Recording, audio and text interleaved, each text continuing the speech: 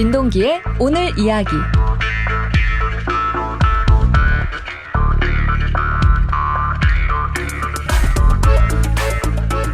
오늘 하루 화제가 된 소식들을 이야기하는 시간입니다. 시사평론가 민동기 씨와 함께합니다. 안녕하세요. 안녕하세요. 네, 오늘 또 인터넷은 어떤 소식들로 뜨겁게 달궈졌을까요? 요즘 정치면에서 김무성 전 새누리당 대표 관련 뉴스가 잘 안 보이지 않습니까? 그쵸. 근데 오늘 네티즌들의 관심을 끌었던 이슈가 바로 김무성 사위였습니다.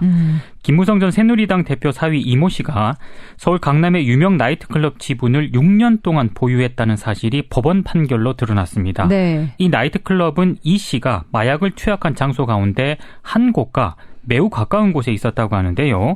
검찰이 이 마약 거래의 온상으로 지목되고 있는 나이트클럽의 2대 소유주인 이 씨를 마약 단순 매매 사범으로 이 기소한 경위도 좀 석연치 않고요. 네. 이 씨가 지분 투자한 자금 출처를 놓고도 의혹이 제기가 됐습니다. 네. 이 씨는 마약을 15차례나 투약을 하고도 집행유예 판결을 받아서 봐주기 논란이다. 그렇습니다. 이런 게 있었죠. 오늘 새로운 의혹이 제기가 되면서 이 논란이 더 확산이 되고 있는데요. 네. 특히 이 씨가 나이트클럽 지분을 확대할 때 25억 정도를 투자를 했는데요. 이 돈의 출처가 석연치 않다고 합니다. 네. 당시 해외 유학을 마치고 별다른 직업이 없었던 30대 청년이 1년도 안 돼가지고 강남의 유명 나이트클럽에 어떻게 30억에 가까운 돈을 투자할 수 있었느냐. 네. 이건 뭐 상식적으로 의문을 가질 수 있는 대목이었는데 그렇죠. 검찰은 이모 씨에 대한 2011년 탈세 수사 때도 그리고 2014년 마약 수사 때도 이 자금 출처에 대해서는 크게 주목하지 않은 것으로 나타났습니다. 조그만 아파트를 사도 어디서 돈이 생겼느냐.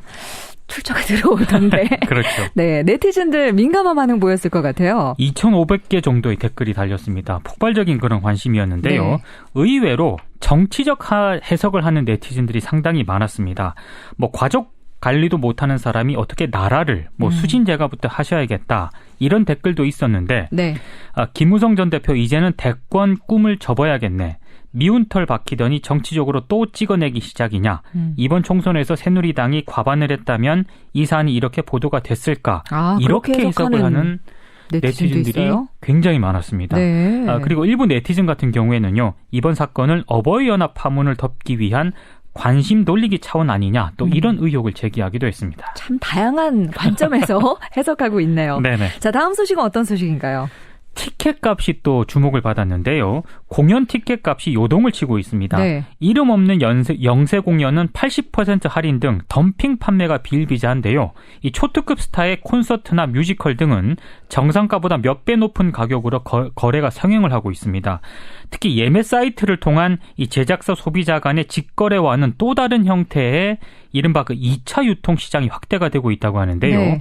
기존 구매자와 소비자들이 이제 이렇게 바로 거래를 하는 이런 지금 유통 시장이 확산이 되고 있다고 합니다. 네. 그래서 피켓팅이다, 피말리는 티켓 예매 경쟁이다 이런 말도 나오고 있더라고요. 그렇습니다. 2차 유통 시장이 형성이 된 거예요?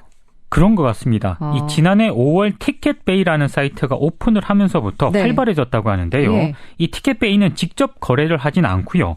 기존 구매자와 소비자를 연결시켜주는 장으로서만 역할을 하고 있습니다. 그러니까 티켓을 산 사람이 다른 소비자에게 파는 그렇습니다. 그런 거군요. 그걸 이제 연결시켜주는 그런 역할만 하고 있다는 네. 건데요. 문제는 이 과정에서 웃돈이 형성된다는 겁니다. 팬덤이 뚜렷하게 형성된 스타가 출연하는 공연 같은 경우에는요. 네. 아주 2차 유통시장에서 고가로 매매가 되고 있다고 하는데요. 예를 들어서 방탄소년단이라든가 김준수 씨의 콘서트 같은 경우에는요. 네. 45만 원 티켓이 시장에 나와 있을 정도라고 합니다. 아니 콘서트 티켓 값도 비싼데 여기 웃돈까지 얹으면 네. 어떻게 가란 말인가라는 생각이 드는데 그러면 거기 2차 유통시장에서는 어떻게 거래가의 몇 % 이렇게 수수료를 떼는 건가요? 10% 정도 이제 수수료를 뗀다고 하니까요. 네. 높은 가격에 거래가 될수록 네. 이 업체가 많은 수익을 남기는 그런 셈입니다. 그렇군요. 네티즌들은 어떤 반응을 보이고 있나요? 일단 고가의 티켓에 대한 거부감이 굉장히 많았습니다. 진짜 비싸요. 예. 네. 뮤지컬 가격 거품이 심하다. 빅뱅 콘서트는 70만 원이야. 이런 댓글도 있었고요. 경기장 생계형 암표는 눈에 불을 켜고 단속을 하면서 이렇게 수십만 원 온라인 암표는 그냥 봐주기냐라면서 네. 정부 단속을 주문하는 댓글도 상당히 많았는데요. 그러네요. 한 네티즌은 실명제 티켓으로 이 항공기 탑승권처럼 본인 확인 후에 입장을 시켜야 한다. 이런 대안을 제시를 하기도 했고요. 네네. 다른 네티즌은 꼭 웃돈까지 주고 가야 하냐. 그냥 안 가고 만다. 이런 댓글을 남기기도 했는데요. 네. 한 네티즌은 에휴 일 없다. 부모 등골 휘는 소리만 들린다. 이런 댓글을 남겼습니다. 그러게요. 정말 이렇게 팬덤이 뚜렷하게 형성된 스타들을 또 좋아하는 그 층이 아무래도 그렇습니다. 또 경제적으로는 그렇게 여유가 있는 층이 아닐 텐데 네네. 참 걱정이네요. 자, 또 오늘 화제가 된 소식 뭐가 있을까요? 오늘 네티즌들은 잉글랜드 축구를 많이 주목을 했습니다. 네. 축구를 좋아하지 않는 청취자분들에겐 다소 생소한 팀 이름일 텐데요. 네. 레스터 시티라는 영국 프로축구팀이 상당히 주목을 받았습니다. 네, 며칠 전에 잠깐 얘기 저희 스포츠 단신으로 전해드린 적이 있었는데 일을 냈네요. 1884년에 창단을 했는데 네. 단 한 차례도 잉글랜드 프리미어리그 챔피언이 되지 못했는데요. 예. 레스터 시티가 결국 영국 프리미어리그 우승을 확정을 지었습니다. 1884년에 창단하면 132년 동안 야 정말 대단합니다. 네. 저도 뭐 축구에 대해서는 잘 관심이 없어서 영국 유명 축구팀 하면은 뭐 맨체스터 유나이티드 또 뭐 아스널, 첼시 이런 팀까지는 들어봤는데 레스터 시티는 정말 생소하네요. 그렇습니다. 사실 시즌이 시작되기 전에요. 뭐 우승을 예상하는 전문가들은 거의 없었고요. 네.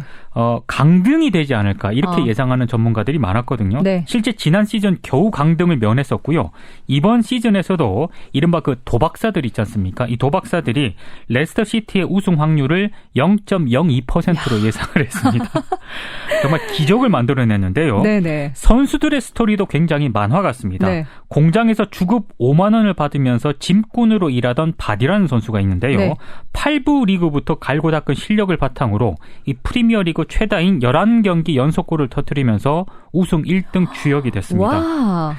원래 오늘 새벽 오랜만에 이 토트넘의 손흥민 선수가 출격을 했었거든요. 네네. 그래서 3호 골을 성공을 시켰는데 그랬죠. 이 팀이 첼시와 2대2 무승부를 기록을 하면서 레스터 시티의 우승을 막지는 못했습니다. 네, 참 네티즌들 훈훈한 응원의 글을 많이 달았을 것 같아요. 원래 이 댓글들이 좀 험악한 편이거든요. 네네. 간만에 정말 훈훈한 여기에는 댓글을. 뭐 어떻게 댓글을 악성으로 달겠어요. 그러니까요. 뭐 역사를 썼네 진짜. 네. 축구 역사상 최고의 이변이 아닐까 싶다. 네. 레스터 이제부터 레이스 시작이다. 이런 댓글이 많았고요. 네. 레스터 시티 주전 몸값 전체가 손흥민 선수 한 명 이종료 수준이라니 이렇게 놀라는 반응을 보인 네티즌들도 있었고요. 네.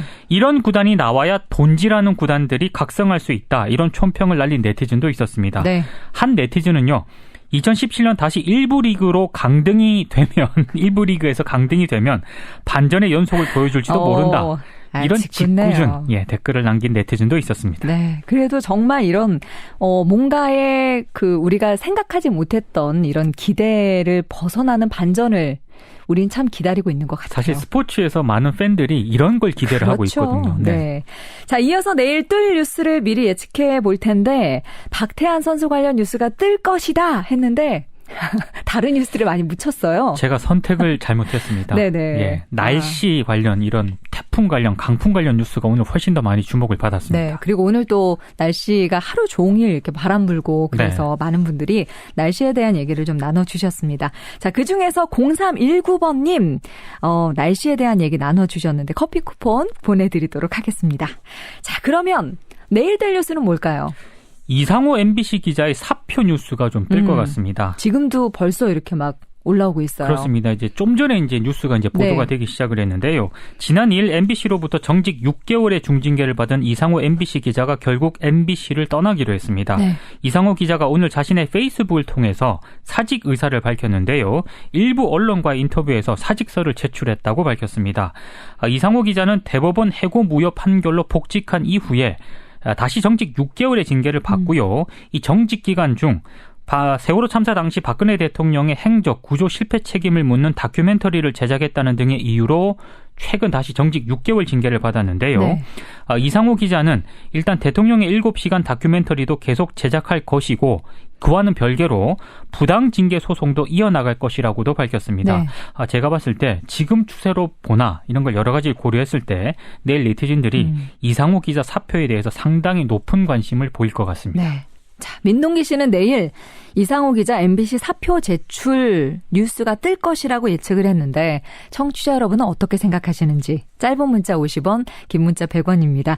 문자 메시지 샵 1212로 보내주시면 되고요. 카톡 플러스 친구 CBS 라디오 통해서 보내주셔도 좋습니다.